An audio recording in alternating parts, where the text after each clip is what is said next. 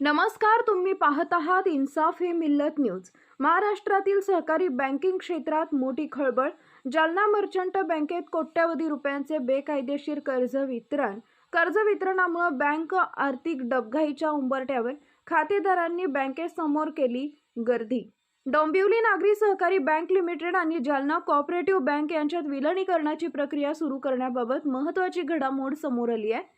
ही घडामोड समोर आली असतानाच जालना मर्चंट बँकेत 117 लोकांना बेकायदेशीररित्या कोट्यवधींचं कर्ज वितरण करून घोटाळा झाल्याच्या चर्चेनं ठेवीदार आणि खातेधारकांनी मोठ्या प्रमाणात बँकेसमोर गर्दी केल्याचं पाहायला मिळालं। डोंबिवली नागरी सहकारी बँकेच्या मुख्य कार्यकारी अधिकारी सुनीता पाटील आणि या संदर्भात अधिकृत पत्र पाठवलं असून या पत्रात विलीनीकरणासाठी प्राथमिक तयारी दाखवण्यात आली आहे। या पत्रानुसार विलीनीकरणाची प्रक्रिया पुढे नेण्यासाठी सर्वप्रथम सखोल आर्थिक तपासणी केली जाणार आहे। त्यासाठी संबंधित बँकेकडून मागील 3 वर्षांचे वार्षिक अहवाल, तात्पुरते बॅलन्स शीट, नफा तोटा खाते आणि 31 मार्च 2026 पर्यंतचा NPA अहवाल ही सर्व माहिती ईमेलद्वारे तातडीने मागवण्यात आली आहे।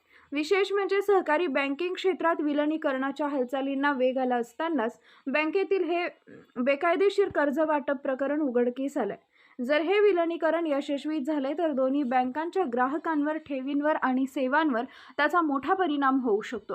जालना मर्चंट बँकेत मोठा घोटाळा झाल्याची चर्चा वाऱ्यासारखी शहरात पसरल्यानं बँकेसमोर मोठी गर्दी जमा झाली होती। दरम्यान सध्या विलीनीकरणाची ही प्रक्रिया प्रारंभिक टप्प्यात असून ड्यू डिलिजन्स पूर्ण झाल्यानंतरच अंतिम निर्णय घेतला जाणार आहे। या विलीनीकरणाबद्दल तुमचं मत काय आहे?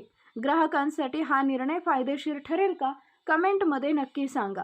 व्हिडिओ आवडला असेल तर लाईक करा, शेअर करा आणि अशाच अपडेट्ससाठी चॅनल सबस्क्राईब करायला विसरू नका।